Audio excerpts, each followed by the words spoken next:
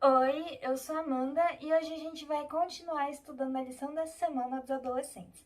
Essa semana a gente está na lição 11, título Advertência Final, e agora eu vou ler o texto-chave.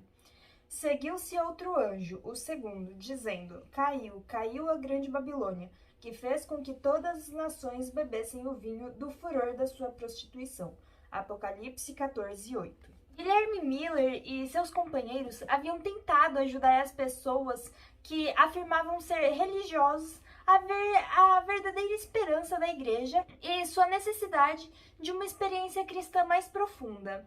Eles não fizeram nenhuma tentativa de converter as pessoas numa seita. Eles trabalhavam em meio a todos os grupos e denominações. Quando, porém, os líderes religiosos se decidiram contra a doutrina do advento, eles negaram a seus membros o privilégio de ouvir as pregações sobre o segundo advento ou até mesmo a falar sobre essa esperança na igreja, né? Os fiéis amavam suas igrejas, mas quando eles viram que seu direito de investigar as profecias estava sendo retirado, eles sentiram que sua lealdade a Deus não permitiria que se sujeitassem. No verão de 1844, cerca de 50 mil haviam deixado suas igrejas.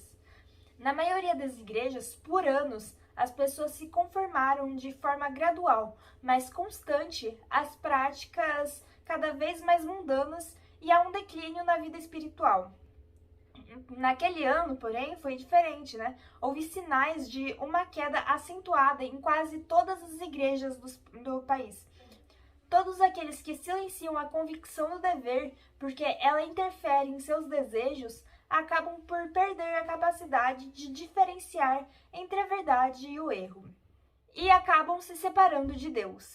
Quando as pessoas rejeitam a verdade divina, a igreja fica em trevas. A fé e o amor esfriam e começam os conflitos. A primeira mensagem angélica de Apocalipse 14 tinha o propósito de separar as influências corruptoras, aqueles que afirmavam ser o povo de Deus. Se as pessoas tivessem aceitado a mensagem, humilhado o coração e se preparado para entrar em sua presença, o Espírito de Deus teria sido derramado. Mais uma vez, a igreja alcançaria a união, a fé e o amor que tinha na época dos apóstolos. Aqueles que aceitaram a mensagem do advento vinham de diferentes denominações, e todas as barreiras denominacionais caíram por terra. Credos confiantes se esfaleceram, e a missão corrigiu os falsos pontos de vista em relação ao segundo advento. O amor reinava em supremacia. Em seu papel de sentinelas, os pastores deveriam ter sido os primeiros a reconhecer os indícios da volta de Jesus, mas eles falharam em aprender a verdade com base nos profetas ou nos sinais dos tempos. O amor a Deus e a fé em sua palavra haviam esfriado, e a doutrina do advento só despertou sua descrença. Muitos desencorajavam o estudo das profecias, alegando que os livros proféticos eram selados e não podiam ser compreendidos. Vários depositavam sua confiança nos pastores e se recusaram a ouvir. Alguns se convenceram da verdade, mas não ousaram anunciá-la por medo de serem expulsos das suas igrejas. A recusa em dar ouvidos aos primeiros anjos foi a causa da terrível condição de mundanismo, apostasia e morte espiritual que predominou nas igrejas em 1844. Em Apocalipse 14, um segundo anjo vem depois do primeiro e ele proclama o que está escrito no texto-chave, né? Ele diz: Caiu, caiu a grande Babilônia, que fez todas as nações beberem do vinho da fúria da sua prostituição. O termo Babilônia vem de Babel e denota confusão. Nas escrituras, ela designa várias formas de religião falsa ou apóstata. Em Apocalipse 17, retrata a Babilônia como uma mulher, imagem que a Bíblia usa como um símbolo da igreja. A boa mulher representando a igreja pura e uma mulher imoral, a igreja apostatada. A Bíblia descreve a relação entre Cristo e sua igreja como um casamento.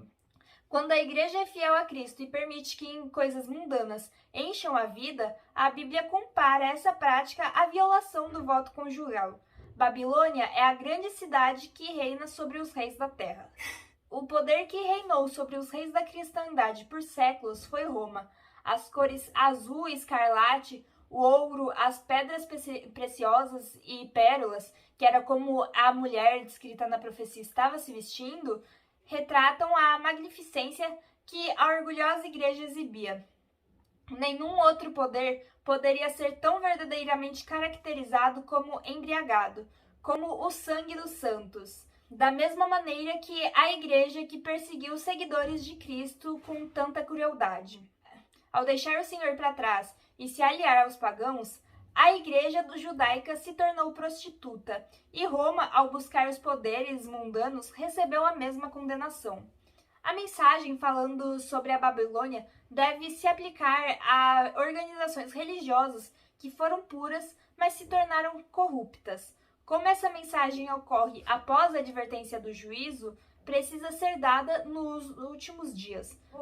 Logo, ela não pode se referir apenas à Igreja Católica Romana, pois ela está em condição decaída há muitos séculos. Além disso, o povo de Deus é chamado para sair de Babilônia. Portanto, de acordo com esse texto, muitas pessoas que fazem parte do povo de Deus ainda devem estar em Babilônia. Em que organizações religiosas encontramos hoje a maioria dos seguidores de Cristo? Nas igrejas que professam a fé protestante. Quando essas igrejas começaram, elas se posicionaram com toda a nobreza em prol da verdade. E a bênção de Deus estava com elas.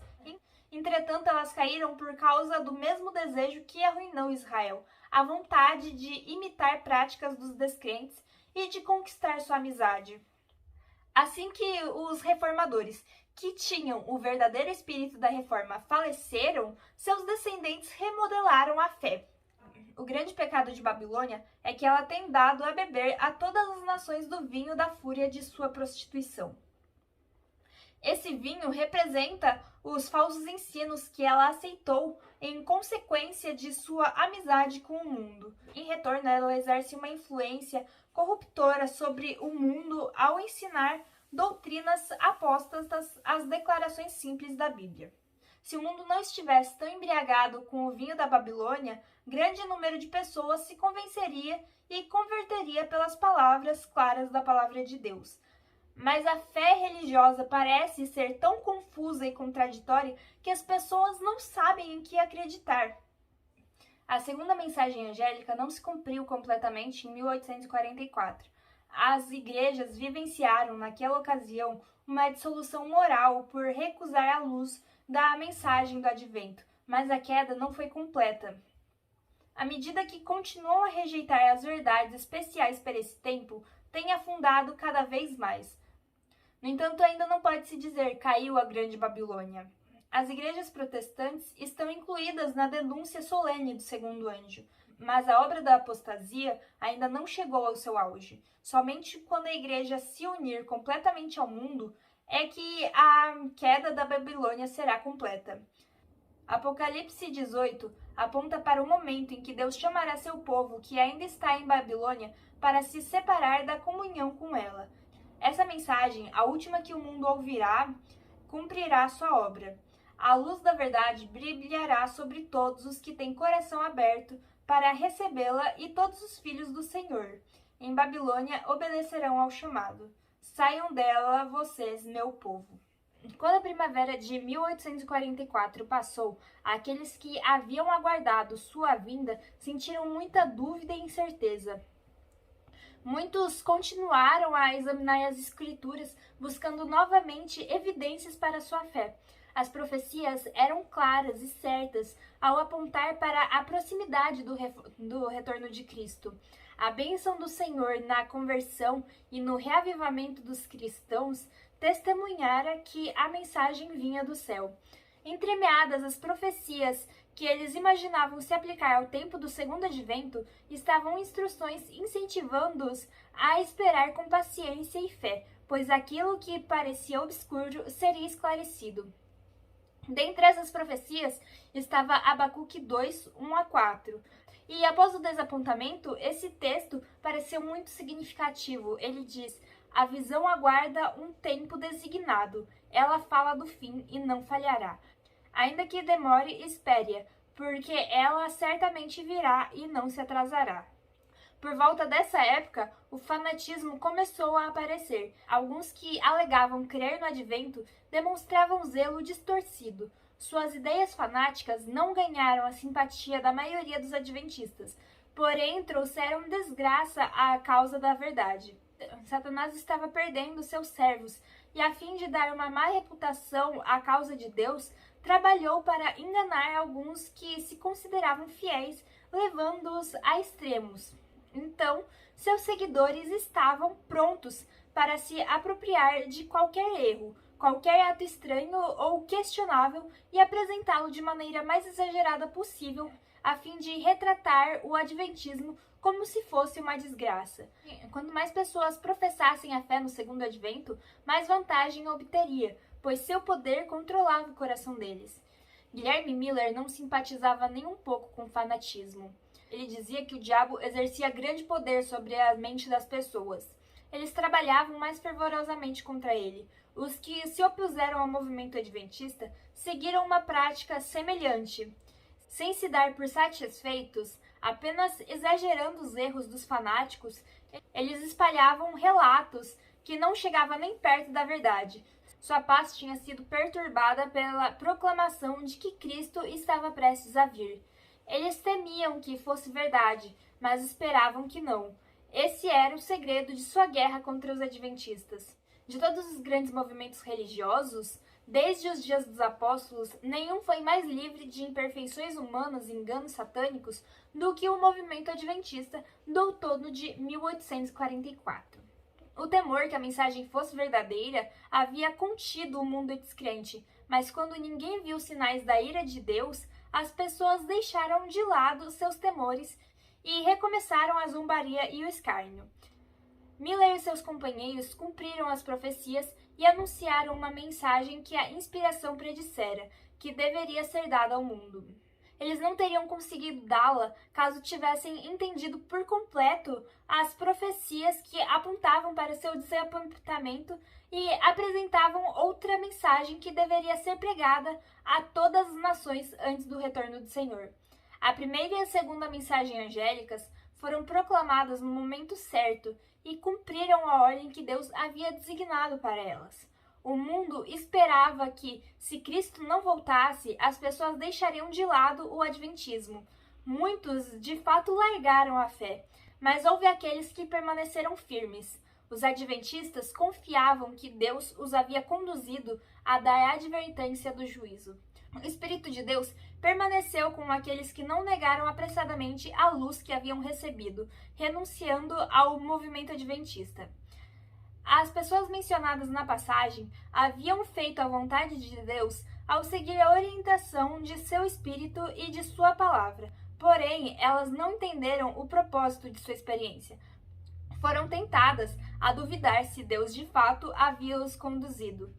Abatidos pela esperança decepcionada, só poderiam se manter de pé pela fé em Deus e em sua palavra. A renúncia da fé e a negação do poder do Espírito Santo que havia acompanhado a mensagem correspondia a voltar à condição de perdidos. O único caminho seguro seria valorizar a luz que já tinham recebido de Deus, continuar a examinar as Escrituras e aguardar com paciência, esperando por mais luz.